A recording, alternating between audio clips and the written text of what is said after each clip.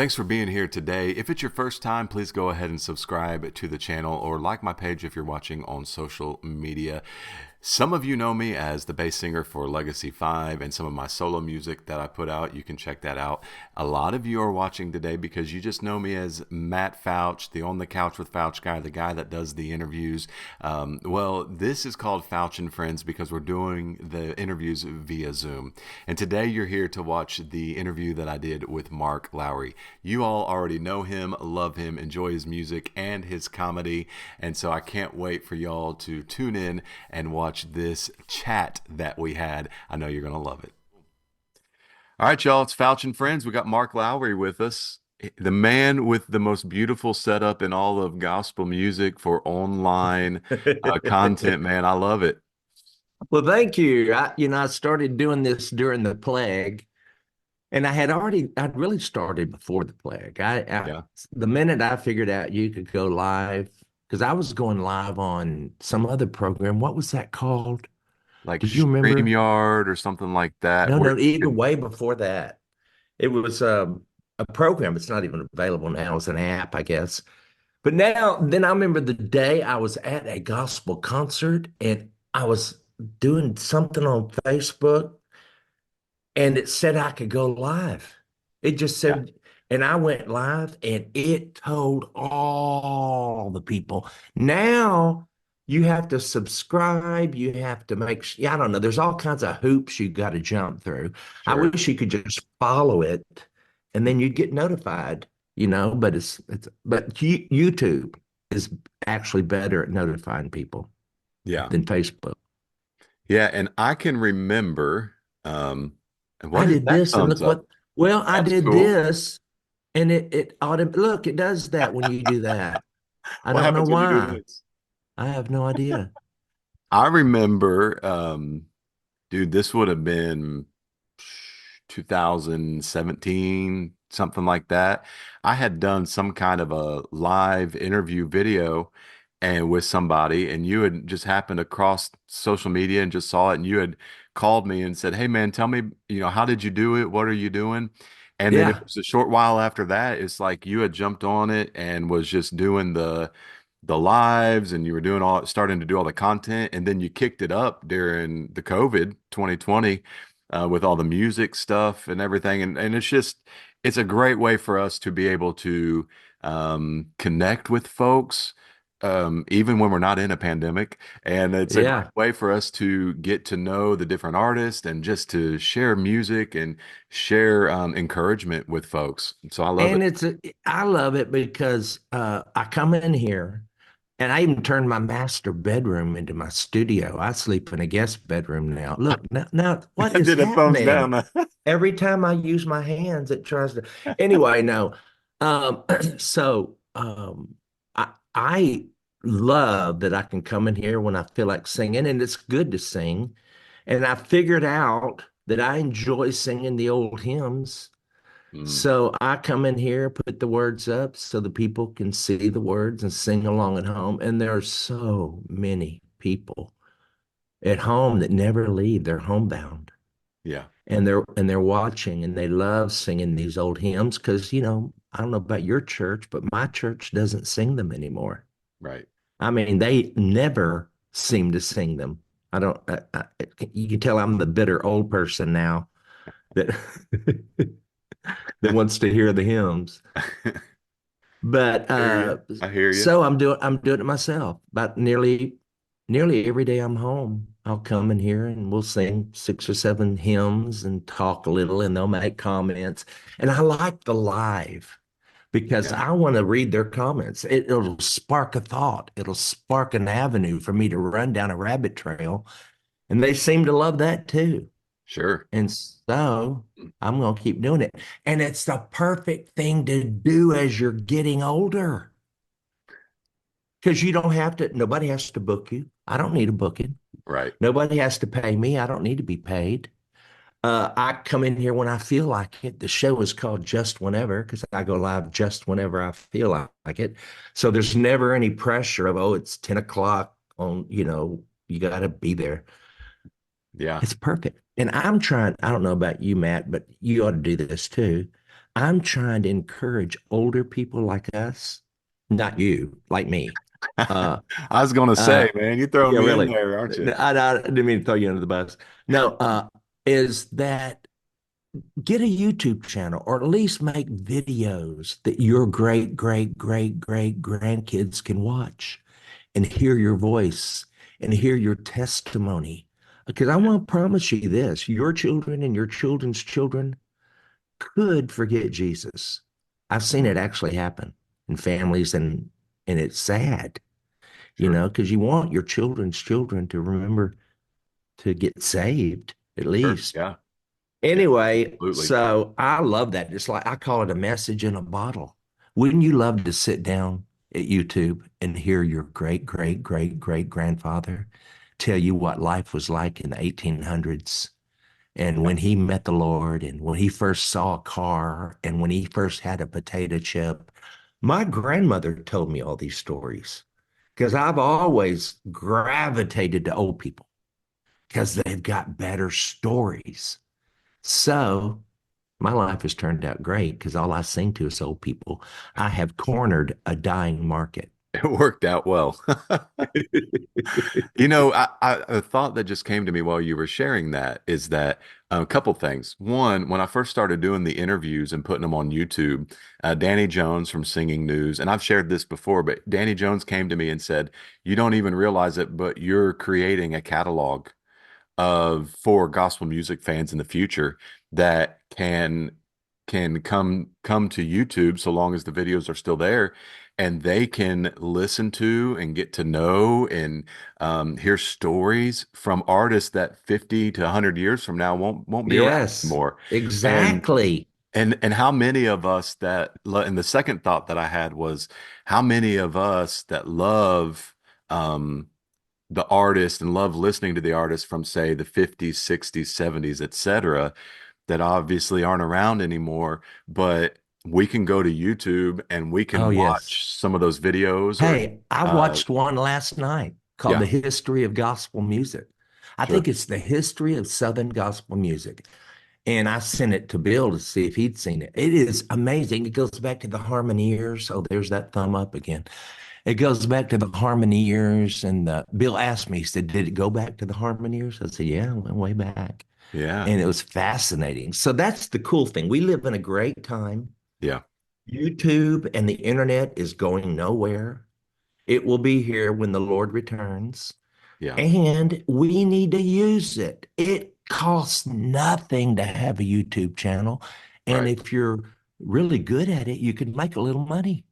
But Sure. the thing is, you can leave a message in a bottle for your great grandchildren, Yep. and it costs you nothing.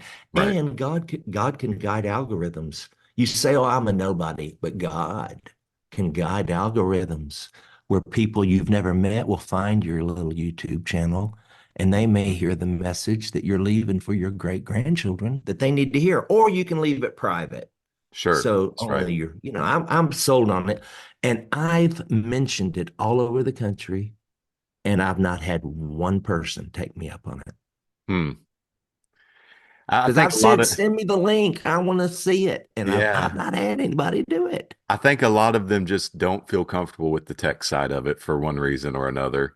And Get over it. that's the crutch that they use. I think a lot of them. But I did want to say this, we're talking about video. We're talking about content one way or another. That's what we've talked about so far. And the king of content in gospel music has been the Gaither brand. Oh, And yeah. especially I had Wes Hampton on recently, and we were just chatting about all of the music that they have just been putting out. I mean, it's been a nonstop thing. They've just been one release after another and videos and everything. And I know he's always done a lot, but I wanted to know from you, you've been on so many of those. How many do you think you've been on so far? I guess nearly all of them. I don't Right. know. I mean, I've never Hundreds, I would counted, think. but I remember when I was in the vocal band, I tried to skip one time, and that didn't go over real good. But because he was doing so many, and I wanted to go Yeah. on vacation, but I flew back. That's when I had the goatee. Do you Oh, remember one of the videos where I had a goatee because I had grown it? sure. Because I was young and it was black back then. And I thought, I don't know, I wanted to go tea. So, but I had been on vacation and flew back for that video. But I'm glad I did. I mean, looking back, and when I see those videos, because now when you look at one of those old videos, it's just dead, dead, dead, dead, me, dead, dead, dead, Bill Gaither pending, dead. I mean, everybody's dead. Right. Well, And we're all gonna, and in 100 years, every last one of us on there is gonna be dead. that's right. And it's gonna, what a great thing he left. Now, here's what Bill did. He's smart. He knew when to sell. He sold everything. And I never dreamed he would do that. But you know why he did it? He didn't do it for the money. Bill Gaither doesn't need money. They still live in the same house they lived in when they were school teachers. I'm telling you, that man's so tight, if he swallowed a piece of coal, when he passed it, it'd be a diamond. He is frugal. I don't mean stingy, but I mean he's frugal, right? Sure. Well, he sold it to this company in New York that is gangbusters. That's why the content is increased so much Ah, because they know what they're doing. I mean, sure. nobody's making albums anymore. They're shooting single song videos. Or like I did recently with my new album, I went up there and sang each song, with a band, and then they'll cut those up in their individual videos for YouTube. Yeah, So YouTube is the thing. That's the way to reach people. And if it's about reaching people, you got to dance with who's reaching them. that's right. What would you say? I mean, we can't even put, I guess we can't, I guess we could if we want to take the time to sit down and just count all the videos, all the tours, all of that. But what would you say is one of the highlights from all those years for you? Well, looking back, anything that Vestal was in, Mm, anything, anywhere, any concert that we did when the Goodmans were still with us, and the cathedrals, George and Glenn. I mean, yeah, I sounded like Bill when he talks about the Harmoniers and the Dixie. I don't know, all those groups I'd never heard of. right. Of course, Hobie Lister and the Statesmen were his favorite. And I never really remember hearing them as a young person. Hmm. I think they were already gone by the time I showed up. But what memories they are for him. Like now for me, the Singing Rambos. Oh, anything we did with the Singing Rambos, because I had a recording contract when I was 11. Did you know that? I did not know that it was at 11. No. When I was 11, I sang at the quartet convention Okay. because a man at our church built J.G. Whitfield's church. And he asked JG if he brought this kid from his church to sing, would he let him? And JG said yes, thinking we probably wouldn't show up. Well, Sure. we did. And Yeah. I sang a patriotic medley. And the next day I signed a recording contract with the Benson Company. Bob Benson signed me to the Impact label. And Huh. immediately I was on the road, yanked out of school, put on the American Correspondence course, and was traveling on the road. I had a bus. It was Mark Lowry and the Impacts. I have a picture of it somewhere. And I could send you the picture where you could put it in. It's me sitting there as 11-year-olds by then.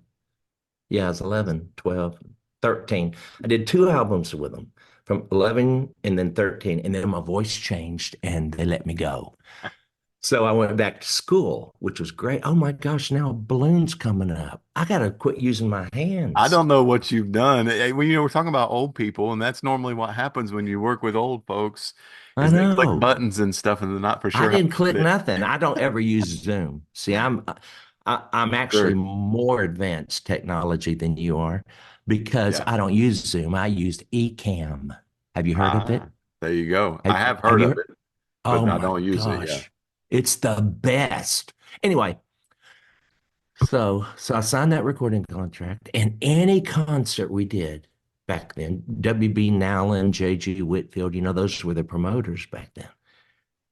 And they booked me on these dates. And I got to sing on stage with the Singing Rambos and the Happy Goodman family. And that was what I remember from those years. Watch my hands. Um, uh, it is being young, it being a blur, But when the Rambos sang, I was happy. And the Goodmans, man, I was learning so much just from listening to those songs and hearing that harmony. Yeah. And then my voice changed and I went back to school.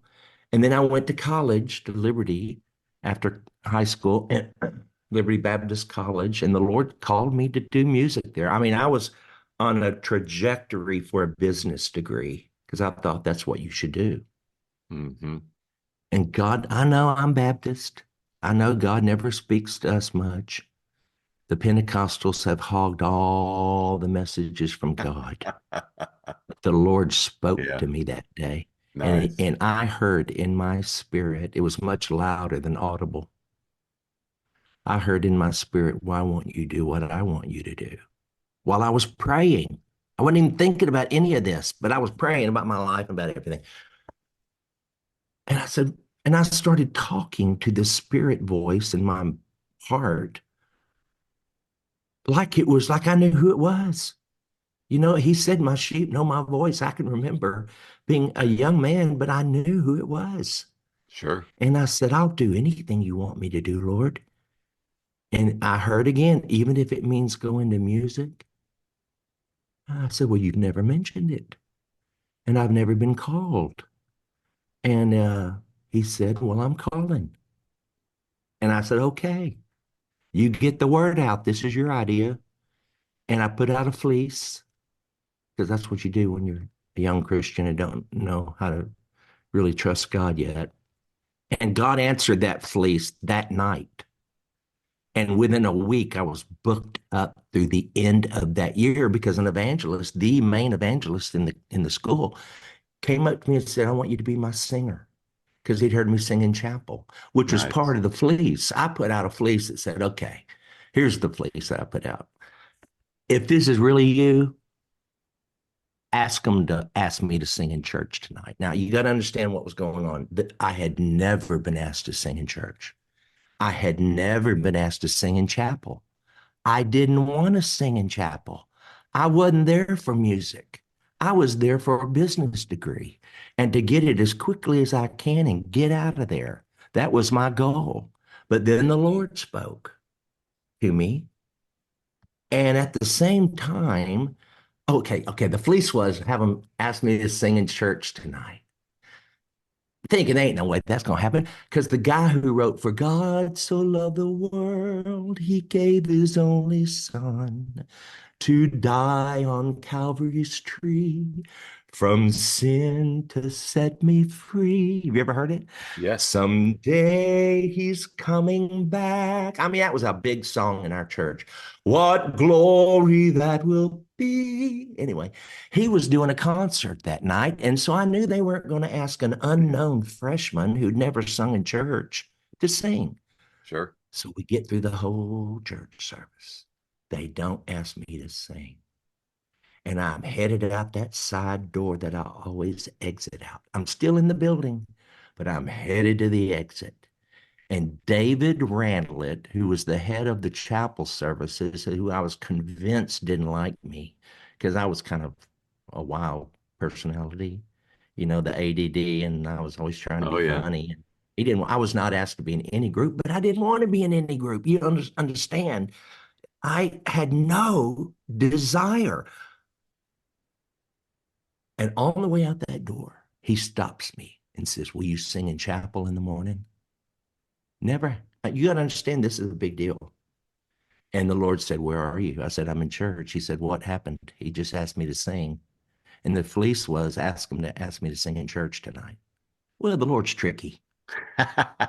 So I sang in chapel the next morning. The young evangelist asked me to travel with him. I was on the road continually. He would like Wendy Bagwell used to say they'd take a world map and a yardstick, and if it reached, they thought we could drive it in a weekend. And Yeah. he booked all these little churches. We were on our way and I'm giving you a lot of information fast, It's all but good.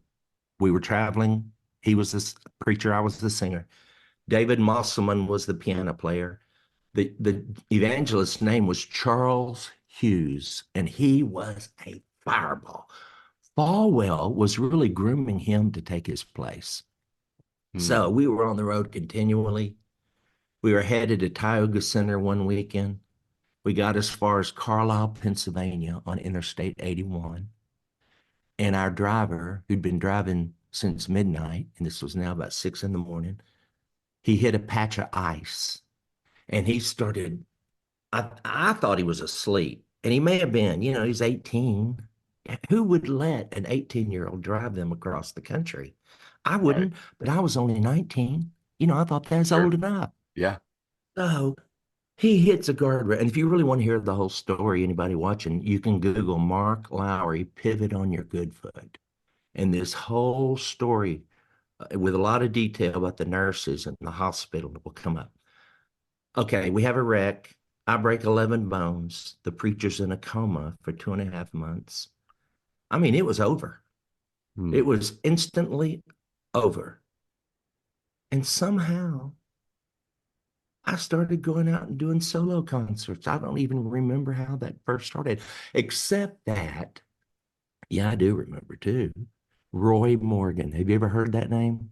I have not. No. Roy Morgan was also a student at Liberty. His job was to wash his floors. He was washing the floors in his dorm, listening to me on a radio program I had on the campus because enough time had passed where I'm into this. I'm going full time. I've got a little radio program. Everybody on campus knows me. I sing in chapel all the time, and I always tell a story before I sing. In fact, Falwell one time told me, he said, "You're one singer I love to hear talk," Yeah. which is kind of an insult. But it's kind of funny too. But it gave me Sure. the confidence because he said, "Yeah, I like to hear you talk before you sing." And he did not like to hear singers talk before they sang because most of them don't have a lick of sense. Yeah. And they shouldn't be talking. Memorize the lyric and sing it, and we'll do the talking. I understand how the preacher thinks. Well, obviously, I have no trouble talking. And so I would tell little stories before the song about being in school, something happened here, spilling coffee on myself on the way to chapel. One day I was pushing on the lid and pushed in the bottom of the coffee and had to sing with the coffee stain on my crotch. So I had to explain that. But anyway, Sure. Just had to share that one. yeah. So Roy Morgan calls me.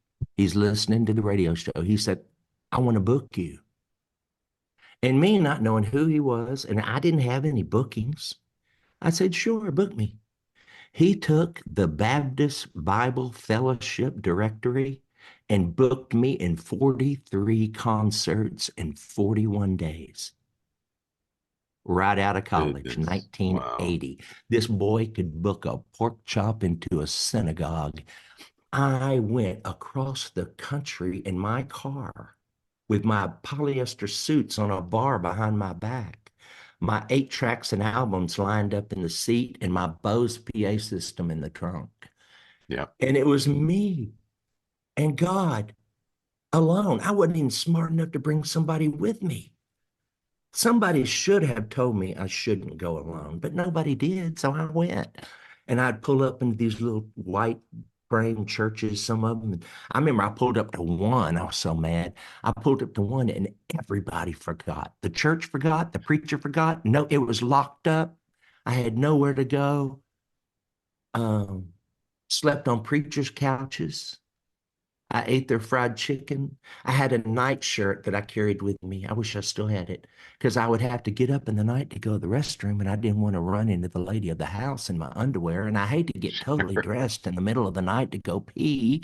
So Right. I had a nightshirt, you know, Yeah. and that would be Makes sense. modest. Anyway, so and I thought this was the big time. This is what God called me to do. And I was doing it. And I was doing 200 concerts a year from 1980 to 1988. And old Roy Morgan, the promoter, Google him, y'all. He's somebody. He's gone on to be somebody. He sent my schedule into the Singing News. Well, that's back when they had to print it, right? Or they did print it. Yeah. Mine would take up a whole page. Yeah. A Yeah. whole page. And old George Johnson, I don't know who, Kirk Talley told me one time, he said, I don't know who that Mark Lowry is, but he's going to be a rich son of a gun. And because, I was doing, and Yeah. I'll tell you something else I did back then. Doing And so I'm many very, concerts. yeah, I'll tell you something else I did back then that I'm very proud of. I was a nonprofit corporation at first. I was a 501(c)(3) because I thought I was going to be sleeping on preachers' couches, right? For the Hmm. rest of my life. And I thought, Yeah. but right off the bat, I realized this is not a nonprofit corporation. This is a for-profit corporation because I was making money hand over fist. I may get $100 in the love offering, but I'd sell $1,000 at the product table. And Sure. that's back in the day when that was a lot of money. And it still is a lot of money. But I was all there was. It wasn't like I had to pay a piano player. There Yeah. was no overhead. Why would I be nonprofit? So I switched to a for-profit corporation and started paying taxes just like you do. Hmm. And I'm telling you, I really believe the Lord started blessing me even more financially, because I think I did the right thing. I mean, I feel like it was for me, it was the right thing because this is not a nonprofit corporation. This Mother Teresa was nonprofit. Yeah. This is a cash cow. Sorry. Especially when you don't have any family or, I mean, good night. What do I need? I need to eat. And as long as I can eat a good meal, one a day is enough, really, and sleep in a clean bed at night, you are Yeah. rich in my Yeah. mind. Sure. So what you got to do is lower your standard of what's rich. You know? Right. Yeah. But right off the bat, I said, this ain't right, you know? So from there, from 1980 to 1988, I was doing 200 concerts a year, loving it, youth camps. Oh, but I couldn't get a record deal. I wanted to be with Word Records and I couldn't get, I knew all of them. They were friends of mine, but none of them were interested in me because they didn't know what I was. Are you a singer? Are you a comedian? And I didn't want to be a comedian. I just wanted to talk between the songs, while the little old man in the back of the church would change the soundtracks. Yeah. Before I started doing it from the Lord's Supper table, I set my sound system on the Lord's Supper table That's and I right.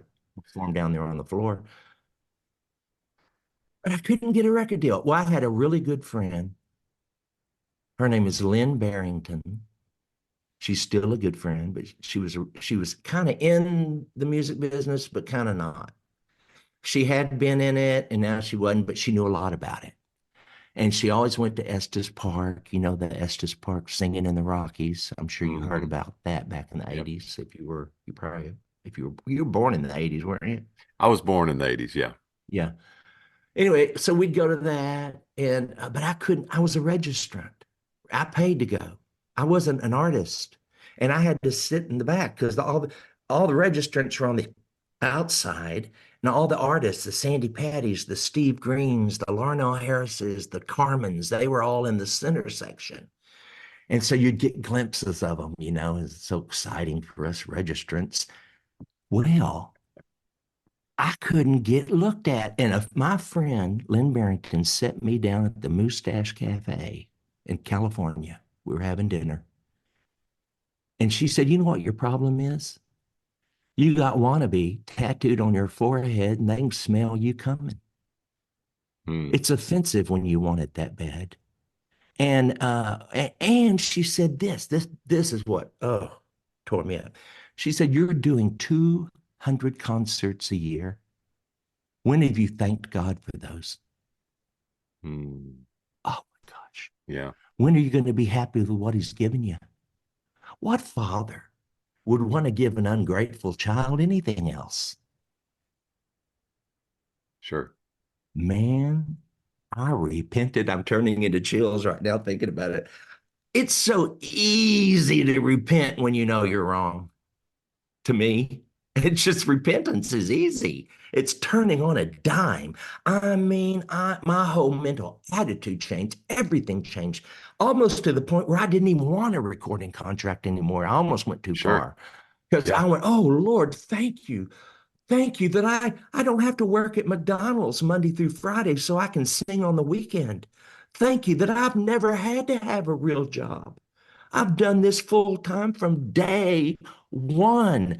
Thank you. Thank you. Oh my gosh, everything changed. And did you know that within 6 months, I was on that stage that I had dreamed about being? Within Mm, 6 months, I had sung at Judy Spencer. She's Spencer now. She's Neelan now. She was Spencer back then. She was married to Hal Spencer, who owned How Great Thou Art. I sang at their church. She called Cam Flory and said, "You need to put this kid on your program." Cam said, "I can't. It's packed. I can't even, I'm having to cut artists." She said, "I guarantee you he'll get a standing ovation." I did not know she said that, or it would have terrified me. sure. Yeah. The pressure's on at that point. So he puts me on a Monday morning. Sandy Patty introduces me. And I say, "Thank you, Amy, for that wonderful introduction." I said, "Your first album, My Father's Eyes, is still my favorite." And these people think, what kind of idiot has just walked on that stage calling Sandy Patty Amy Grant? But I knew the two biggest stars in our industry at that time were Sandy Patty and Amy Grant, and there go the balloons. I knew everybody in that room would know who they are, right? So, and then I looked at the audience and I said, "Are y'all ready to rock and roll?" They said, "Yeah." I said, "Tough, I don't do that." And I sang one of my little songs. And then I told a story about going to Pittsburgh and not getting paid. And I told this story because I knew everyone in the room would relate to it. Because here we have all the wannabes where I sat out here, and the former wannabes that are now artists that we all admire sitting in the middle, but they were all wannabes at one time, right? Mhm. That's right. I tell this story about not getting paid and the preacher saying, "Thank you for coming." And I said, "Thank you for having me." And I get in the car and I have no money for gas. I have no money for food. I mean, it was a bad day. And I start complaining to the Lord. And I always do that. I don't mind. He doesn't mind. I figure the Lord knows what you're thinking. You might as well tell him, you Yeah. know. Yeah. And the old statement, has it ever occurred to you that nothing's ever occurred to God? He knows what's going on. So I start complaining to him, telling him, "Your employee didn't get paid tonight. This car likes gas. My stomach likes food. Michael Jackson doesn't even sing for you, and he's got almost as much money as you do, Lord." And I was complaining and I was rambling and I was going off, and the Lord's shut me down. It's another time I think he spoke to me. Mm. Said, "Whatever they paid you, it's more than you deserve. Mm. And anything above burning in hell is a privilege." I said, "Lord, your employee didn't get paid tonight, but it sure beats hell." That's right. Yeah. And it does, doesn't it? Yeah. For sure. I think we've got a good father. And I don't even think of God like that anymore. I don't think that dangles hell over your head. I Mm. don't. I mean, what father would? If you just look at a healthy father, multiply it by infinity, you've got God. Yeah. That's right. Yeah. I mean, a healthy father, one that doesn't abuse his children, one that will punish, will spank, will whatever, will guide. You don't want them playing in the interstate. You got to teach them you don't play on the interstate. Yep. Got to have some discipline there. Yeah. And plus, it's fun beating them every now and then, isn't it? Hey, let I'm me ask kidding. you this I'm question kidding. real quick. Let me ask you this question real quick. You talked about singing and telling stories. What do you think is the secret ingredient to keeping an audience with you when you are telling the story? Look Um, them in the eyes. First of all, I keep the house lights up. I don't, I was trained in church when we had the lights up. Now it's dark in church and they got smoke machines. We didn't need smoke machines. We had deacons. yeah, that's right. And but I could see everybody. Remember Yeah, back in the day, may not even remember these days. Church was lit up inside. There was no darkness and smoke. You could see everybody. So that's how it is in my concerts. And I make sure I get out in the audience. I'm not comfortable until I'm in the audience. Hmm, On the stage, I'm too far away from them. And what I do when I am telling a story, first of all, I'm very excited about this story. I don't tell a story I don't love telling. hmm. Also, it's like telling an old joke to a new friend, right? when you have a friend, you've got a new joke and everybody else has heard it. Well, you want them to hear it, right? And I look them in the eyes. I pretend I'm on my back porch. I don't personally do this, but I can tell you, people, you can do this and it will help you. Pretend you're on your back porch with your best friend and you're telling him a story, but you're the only one talking, Mm. which is the way it usually is when I'm telling a story. I love a conversation where I'm the only one talking. But that's what I kind of do. And I make sure, I'm looking at them so I know they're paying attention. Yeah. The other day at my retreat, I noticed this. Mark Lowry Hometown Weekend. Uh, at one point, man, it just felt like everybody was staring holes into me. And I was in the middle of a story. So I knew, I mean, they were with me. And that's what you go for. You don't want people talking to their neighbor or, wandering off. Now they'll do that while I'm singing. That's how I knew I was a Mm. talker more than I was a singer. In the early day, I Yeah. would start off with, in this very room, there's quite enough love for one like me. A real slow, boring song. And it's a good song. It's a great song, but it's not an exciting song. And I did that on purpose because on a Sunday morning, when they had this singer, they don't know who it is. I'm from Liberty Baptist College, and that's all they know about me. But Roy Morgan had twisted that preacher's arm into booking me. And now I'm there. I want to bore them first. That's my thinking. I want them to think, oh, dear Lord, we have to sit through 15 minutes of this. Because I know I'm coming out of that with a story about my sixth grade teacher, Miss Barth, and they're going to be coughing up lungs in about 3 minutes and 30 seconds. Yeah. Because Sure. I've done it every night before. I Yeah. had had 8 years of honing my craft before Bill Gaither came along. And Mhm. when you ever see a turtle sitting on a fence post, you know he didn't get there by himself. Bill Gaither came along, picked this turtle up, stuck me on a fence post, and my life changed. I was not just singing for Baptists anymore. I Yeah. remember thinking, I wish I could sing in a Southern Baptist church because all I sang in was independent Baptist churches because that's what I was. And that's all that even had a glimpse of who I might be because I was one of them. So Gaither expanded that to Presbyterians and Methodist. Anybody who liked to laugh ended up liking me, seems to me like, because we had a good time. And I love that whole evolution of the Bill Gaither and the perpetual 10-year-old that I was. The character that I played was like this perpetual 10-year-old making fun of everything around me. But Gaither told me early on, he said, make fun of me. He said, make fun of me. And I said, well, that will be easy. Yep.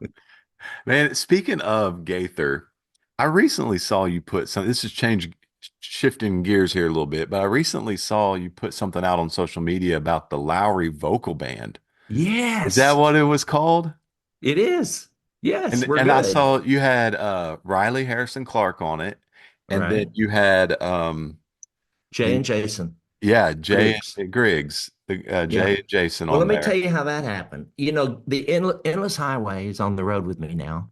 Yeah, Everywhere I go, they go with me. they're great. And I love them because they play live instruments. They're like the Isaacs. You don't have to sit through tracks. I sing with tracks, but I'm the star. I can get by with it. And no, did we break up? So seems like this thing's kind of jerking. Um, No, I mean I have to do Jesus laughing. I probably should make them learn those, but I love them. I come out and open the show. I do 20 minutes before they ever show up. I Yeah, love to open my own show and then kind of set the mood, set the tone, and bring them on. And they yeah, do about 25 minutes. And then I'm sitting out there the whole time. I decided I got me a big chair like this one that I'm sitting in right now and it has wheels on it. And I sit out there the whole time. I have a speaker, I have my water, I have a fan. I mean, I'm paying for these people to be here. I want to hear it. I don't want to be that's off in the right. That's wings. right. So I'm out there the whole night. And then the sound, when they're on some of my dates, I'll do a little bit between them and the sound, bring the sound on, and then and then I do a little bit more for intermission, and then we all come out together and do a kind of a Gaither Fest kind of a thing where once, I like this one song, one song, one song, it's like playing a song on this album, then playing a song off this album, then playing rather than the whole album. I love that. Yeah. But I thought, let's try a vocal band. I mean, my bus driver, his name is Riley Harrison Clark, Yeah. and he's been my bus driver for 4 years. And I didn't have any need for a tenor. I knew he'd sung tenor in a quartet called Tribute Quartet, That's right. but I didn't have any need for a tenor singer. So, but one day I thought, well, hey, Jay can do the lead. Jason, put him on bass. I hear him singing bass with his group. Yeah. Um, I'll do baritone, of course. And since I am the goat, no, I'm kidding. Don't That's let right. Mark Trammell hear Get that. up there. Look at Uh, all those doves back there. yeah. No, I love the baritone. I didn't know, Lord, it took me forever to learn how to do that, to do the baritone, because I'd never Yeah. sung baritone before I joined the vocal band. You know that. I Yeah. did. And that's what kept me so long from joining them. It took me a long time to commit because I didn't know if I could do this. So I do baritone, and then Riley, I said, "My goodness, there's the tenor, and he's free. Put him on there. He's Sure. already paid. I already got to have him on to drive the bus." Yeah. So we made this CD, and it's really just to honor the Gaither Vocal Band.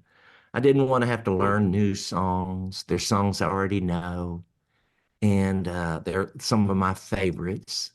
From He Touched Me's on there, Yeah. and a few others.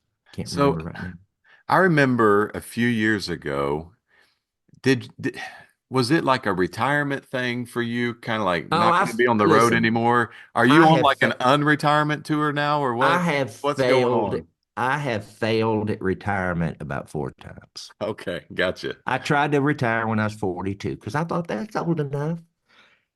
And I thought I've said everything I know. I've already said more than I know. Why am I keep going? Yeah. And I was kind of burnt out. It's always good to know when you're burnt out Yeah. because burnout or rust out, either way, you're out.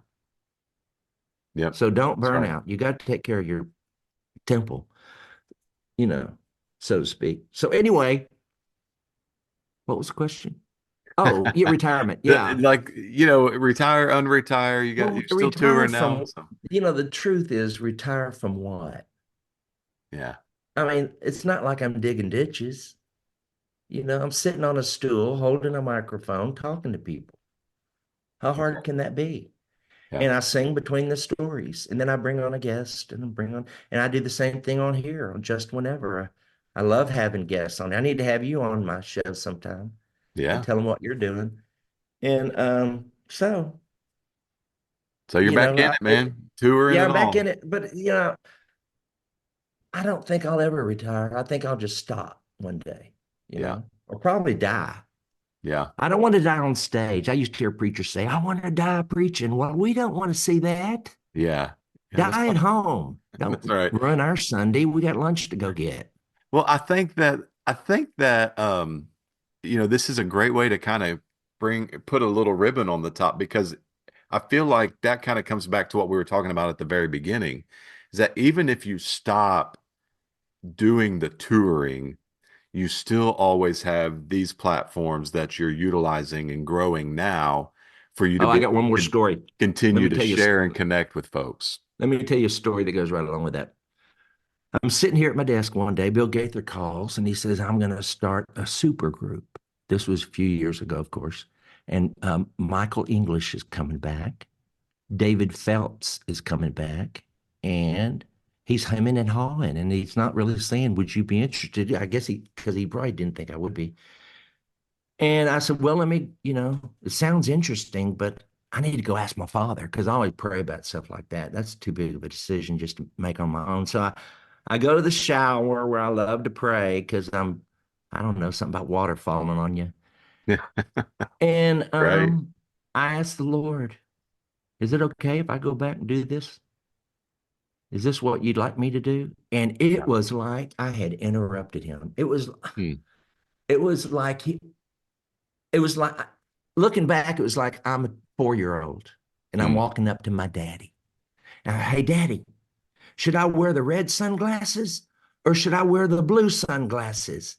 He leaned over and said, I don't care. I'm busy right now with Iraq.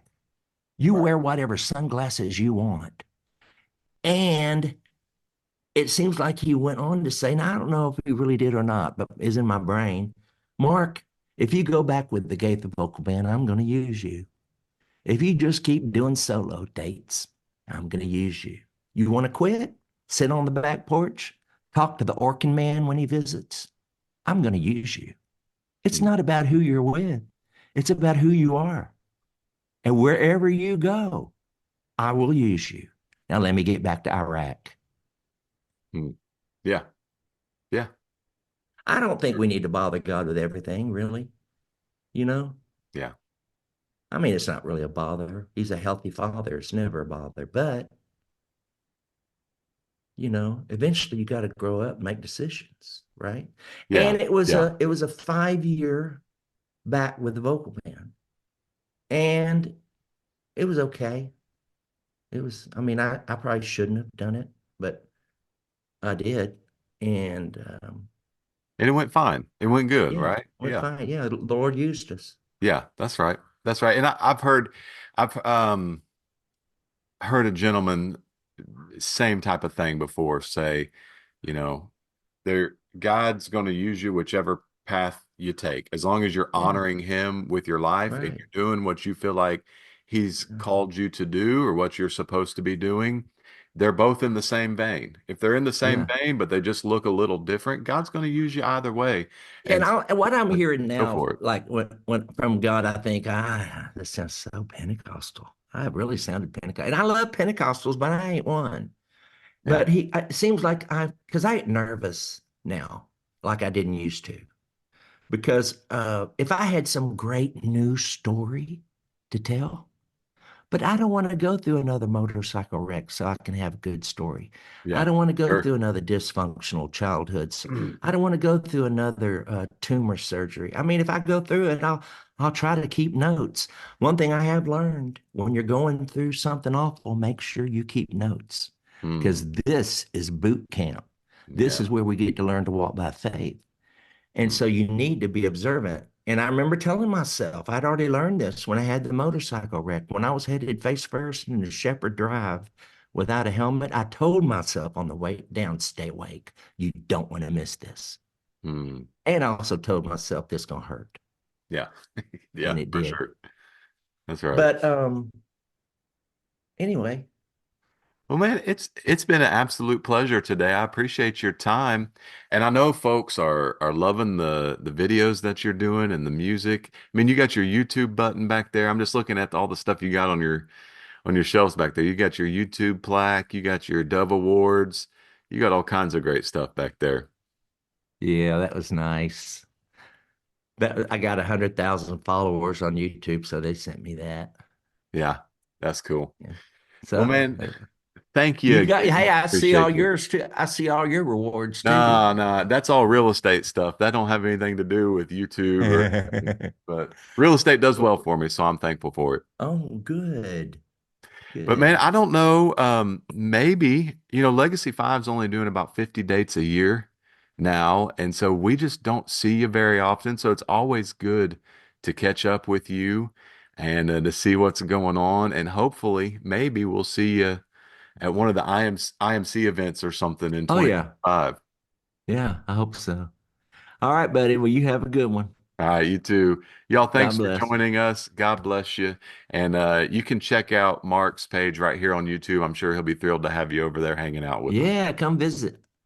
See y'all.